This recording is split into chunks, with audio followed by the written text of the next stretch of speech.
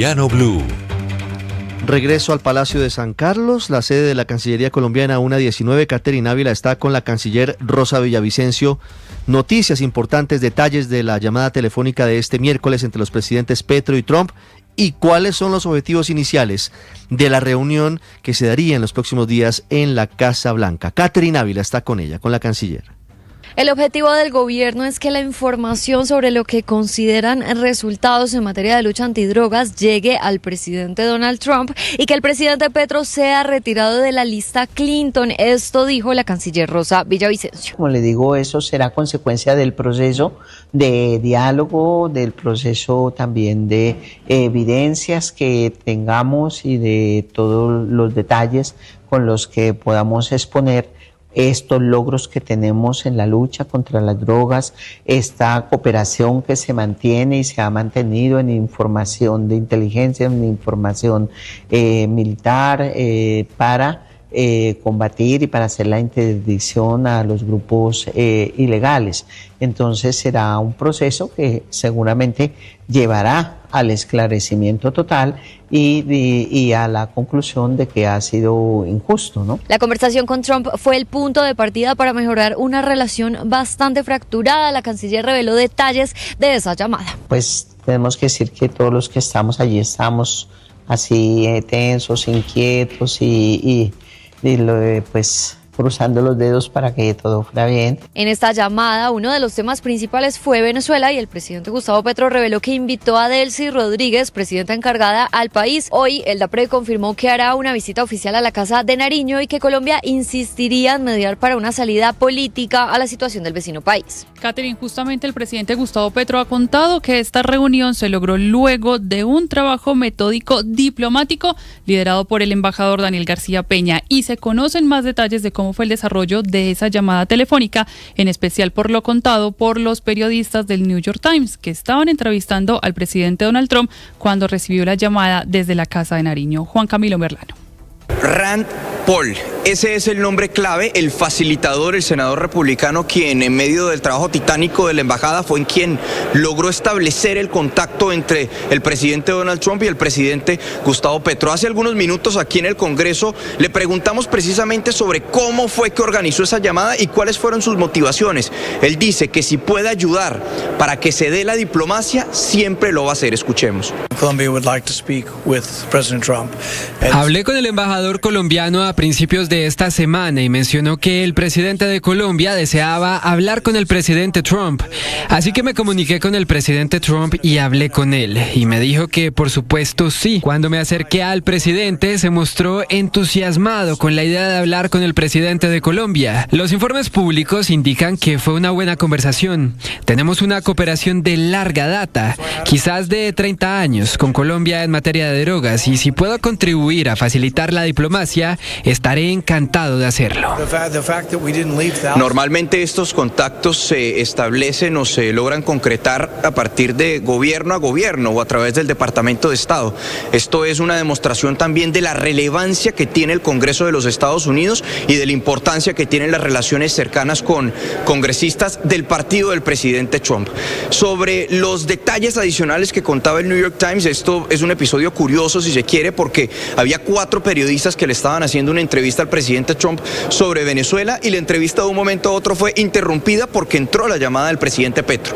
El mandatario estadounidense, en vez de hacer retirar a los periodistas, les dijo que se quedaran allí, que podían escuchar la llamada, pero eso sí bajo el compromiso de que no podían reportar absolutamente nada de los detalles allí escuchados. Seguimos con usted, Juan Camilo, porque vamos a conocer los detalles que se vieron allí en la oficina oval cuando el presidente Trump recibió la llamada del presidente Gustavo Petro. Las primeras fotografías de la llamada entre el presidente Donald Trump y el presidente Gustavo Petro fueron publicadas por el diario New York Times. En una de ellas se ve en el despacho oval al secretario de Estado Marco Rubio, el vicepresidente J.D. Vance y al presidente Donald Trump sentado en el Resolute Desk, que es el escritorio presidencial, justo en el momento en el que está hablando con el mandatario colombiano.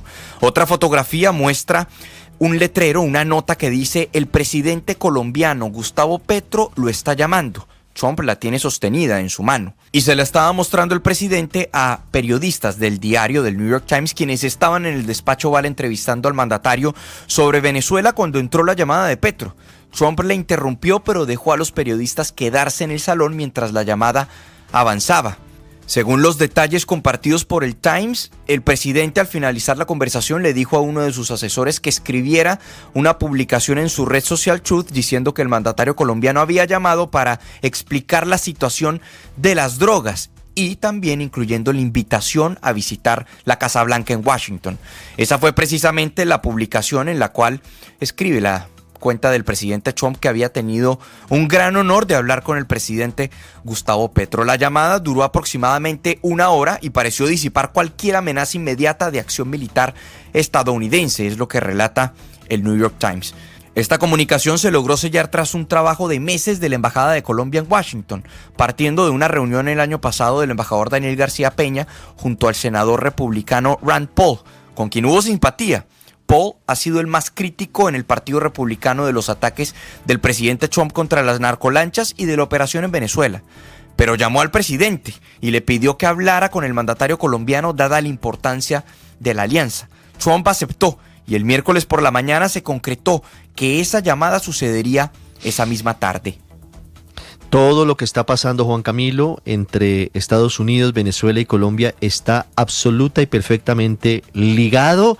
A esta hora hay información cruzada desde Venezuela sobre quiénes son los presos políticos que están siendo liberados. Se menciona a la politóloga especialista Rocío San Miguel, se menciona a Enrique Márquez, se mencionan a varios nombres de reconocidos dirigentes opositores. Estamos a la espera de la plena confirmación por parte de ONGs como el Foro Penal Venezolano. A la 1:26 vuelvo con usted, Santiago Martínez, a Caracas, porque la justificación de la presidenta encargada, Delcy Rodríguez, para acceder a todas las peticiones de Estados Unidos es que no hay estabilidad política hoy en Venezuela. El tema, dice, está delicado. Santiago. Hola, sí, desde el gobierno venezolano se afirma que una cosa son las relaciones políticas con Estados Unidos, que están manchadas por la captura de Nicolás Maduro y Silvia Flores, y otras son las relaciones económicas, comerciales y petroleras. Esto luego de confirmarse el acuerdo de venta o entrega de crudo venezolano al gobierno de Donald Trump. La ahora presidenta encargada, Delcy Rodríguez, señaló que hay mucho maniqueísmo sobre las relaciones Caracas-Washington, como tratando de decir que no se debe pensar en extremos y que no debe verse como algo irregular una relación económica con Estados Unidos. Las relaciones económicas de Venezuela está diversificado en distintos mercados en el mundo, como están diversificadas nuestras relaciones geopolíticas. Y así debe ser, es lo correcto, diversificar relaciones. Y Venezuela debe tener relaciones con todos los países de este hemisferio. Señalaba Delcy Rodríguez que el 70% de las exportaciones venezolanas van a 8 países y de ese 70%, casi 30% van a Estados Unidos. Una declaración donde estaba una comisión del Parlamento encabezada por Jorge Rodríguez, su presidente, quien adelantó que es momento de poner orden en el llamado árbol legislativo, planteando entonces una modificación de importantes leyes macro, 8 para ser exactos, que tocan temas como penales, comerciales y económicos y hasta electorales. Hablando del Parlamento, por cierto, una fracción de la oposición, allí presente en esta nueva Asamblea Nacional, adelanta que impulsará una ley que permita la libertad de los presos políticos. Nosotros, si el Ejecutivo no da el primer paso de liberar a esas personas, nosotros vamos a impulsar desde la Asamblea Nacional con el grupo de organizaciones políticas que nos acompañan en la fracción parlamentaria, un proyecto de ley de amnistía. Hablando de detenidos, desde el estado Carabobo, centro occidente de Venezuela, se confirmó la mañana de este jueves el arresto de 2 personas más por presuntamente apoyar la acción de Estados Unidos que terminó con la captura de Nicolás Maduro y su esposa Silvia Flores. Santiago, y es que ese asedio del régimen se mantiene y se ha visto, por ejemplo, en la zona de frontera con Colombia, un asedio en especial contra la prensa. Informantes que están al servicio del régimen y de la Guardia y también de la inteligencia bolivariana están persiguiendo a los periodistas y los marcan para tenerlos identificados en caso de que quieran cruzar hacia territorio venezolano. Justamente allí en la frontera en Cúcuta está Silvia Patiño. Silvia, buenas tardes. 1:28 p.m. Valentina, buenas tardes para usted y para todos los oyentes. Pues sí, un asedio que se ha recrudecido en los últimos días, ya además de la detención arbitraria de más de 14 periodistas en Caracas. Aquí en la frontera varios colegas han cruzado los puentes que comunican a ambos países y han terminado en manos de la Guardia Nacional Bolivariana. El caso más reciente fue el de los periodistas Jeff Martínez y Juliana Mazoy, el primero de ellos colombiano, el segundo mexicano. Ayer permanecieron varias horas incomunicados luego de haber intentado ingresar al vecino país por el puente Tienditas, también conocido como Atanasio Girardot. Ambos dicen haber sido víctimas de tortura psicológica durante las cerca de 12 horas que habrían permanecido en manos del régimen. Blue Radio ha constatado durante este cubrimiento en la frontera que informantes que se ubican del lado colombiano se encargan de identificar a los periodistas y de avisar a la Guardia Nacional Bolivariana. Son una especie de campaneros que se camuflan en la parada como vendedores informales, mototaxistas o simples transeúntes. Siguen de cerca a los periodistas y pasan la información a las autoridades del vecino país. Conocimos el caso de un exagente de inteligencia bolivariana del SEBIN encargado de hacer seguimiento a los equipos de prensa que se han desplegado en el puente internacional Simón Bolívar para cubrir la caída de Nicolás Maduro, esto ante la imposibilidad de entrar a territorio venezolano para reportar uno de los hechos sin duda más importantes de los últimos años para América Latina. Y es que con la frontera abierta y el paso normal de personas cruzando de un lado a otro, algunos periodistas han decidido pasar sin elementos que los identifiquen como reporteros, con el único fin de constatar la situación que se vive en el vecino país. Sin embargo, de acuerdo con testimonios, la Guardia sabe perfectamente quiénes son periodistas, a pesar de que intentan camuflarse entre los ciudadanos del común. Javier Giraldo es hijo de un colombiano secuestrado por el régimen hace ya más de 4 años y habla de los riesgos que significa cruzar la frontera. Si alguien quiere correr riesgo innecesario de que lo capturen sin cargos, de que lo torturen y de que sea una pieza de negociación de la dictadura venezolana, que pase a la frontera. La gente que pasa a la frontera son personas que ya viven y han hecho vida acá de un lado y del otro lado de la frontera por el comercio, pero una persona de otra nacionalidad puede correr un riesgo inminente al ir a Venezuela. Pues quienes intentan pasar se enfrentan a varios escenarios. El primero de ellos, que a pesar de ser detectados los dejen entrar y salir sin ningún tipo de represalia. El segundo es que en la salida hacia Colombia los paren y los obliguen a borrar el material periodístico obtenido en el vecino país. Y el tercer de los casos es terminar incomunicados por varias horas como Martínez y Mazoy y terminar siendo víctimas de asedio, presión y tortura psicológica de quienes están hoy al servicio de Delcy Rodríguez, quien encabeza el régimen venezolano. El ingreso a la prensa internacional está completamente prohibido. Además de los controles de ingreso por los puentes que comunican a Colombia con Venezuela, ha habido un incremento en los patrullajes de miembros de la Guardia en San Antonio, en Ureña, que son poblaciones fronterizas con Colombia, pero también hemos registrado la presencia de integrantes de la inteligencia bolivariana allí del otro lado. Silvia, gracias. 1:32. Estamos muy pendientes, repetimos, de la liberación de los presos políticos en Venezuela, que está en pleno desarrollo, porque de eso depende, en realidad, qué tan profunda es la intención del régimen, ahora encabezado por Delcy Rodríguez, de dar un paso a la transición. Y lo que ha podido confirmar Blue Radio es que personas de muy alto rango en la oposición están en proceso de ser liberados. Juan Pablo Guanipa, el segundo al mando después de María Corina Machado en la oposición, ya tiene boleta de excarcelación.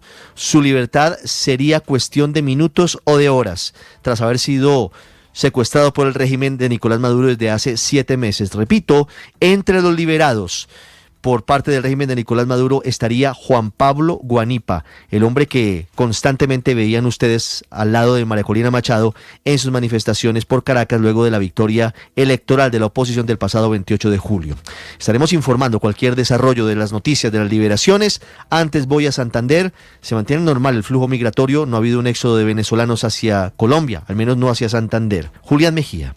En el marco de las tensiones diplomáticas y de seguridad generadas por la captura de Nicolás Maduro por parte de Estados Unidos, las autoridades en el departamento de Santander reportan que el flujo migratorio con Venezuela continúa en niveles considerados normales, aunque bajo estrecho monitoreo. Así lo aseguró el secretario del Interior de Santander, Óscar Hernández, quien explicó que en una reunión reciente se abordaron de manera prioritaria dos temas clave: la situación en Venezuela y su impacto directo en la seguridad y movilidad en el departamento. Se regulariza un flujo diario pendular donde entran y salen ciudadanos, tanto colombianos como venezolanos, a la frontera, de diario de 60.000 ciudadanos. En este caso bajó, hay una reducción entre 35.000, 37.000. A pesar de esta normalidad, las autoridades advierten que se mantiene un monitoreo intenso ante la posibilidad de que un incremento superior a 90.000 cruces diarios pueda generar alertas para la ciudadanía santanderiana, tanto en términos de orden público como de atención humanitaria.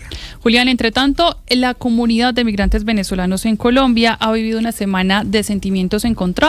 Por una parte, alegría tras la captura de Nicolás Maduro y de incertidumbre por lo que va a pasar en su país, por si hay alguna posibilidad o no de regresar sin temor a ser detenidos o enfrentarse a toda la represión que ya se ha vivido en los últimos años, y en especial también por el cambio de discurso de Delcy Rodríguez. ¿Cuál es entonces la, voz que se tiene como tal de las comunidades y los planes que siguen recibiendo acá en territorio colombiano? Salima, buenas tardes. Valentina, buenas tardes. La emoción que generó la caída de Nicolás Maduro despertó en muchos migrantes venezolanos la idea de que había llegado por fin el momento de regresar a casa. Pero con el paso de los días, esa expectativa se fue desdibujando. Ana Karina García, directora de la Fundación Juntos se Puede, afirmó que hubo personas que salieron caminando desde Bucaramanga hacia la frontera para cruzar a su país, pensando en que no al final, pero en las horas siguientes todo cambió. Así lo relató en entrevista con Blue Radio. Pero con las horas siguientes ya esa expectativa cambió y esa visión cambió porque la gente se dio cuenta que esto no significaba un cambio real en lo que significa la vida diaria del venezolano. No es seguro, no hay libertad, no hay tránsito. De hecho, tenemos información de que gente que fue hacia el aeropuerto de Maiquetía porque tenía viajes programados, fueron detenidos en el aeropuerto de Maiquetía y no se les permitió su salida y en este momento se encuentran detenidos. Entonces, todo eso hace que los migrantes tengamos miedo de retornar, ¿no? En Colombia viven actualmente 13 millones de venezolanos y aunque para ellos existe una esperanza de retorno, esa ilusión choca con la realidad del poder que aún se mantiene. Según la fundadora Migrantes Venezolanos en Bogotá, que tienen familiares detenidos en su país, afirman que sigue la represión en las calles y que hay colectivos revisando los celulares de las personas, por lo que afirman que mientras Delcy Rodríguez siga en el poder y continúe el control de los grupos y de las fuerzas represivas, la mayoría de los migrantes no contempla el retorno, sin embargo mantienen la esperanza.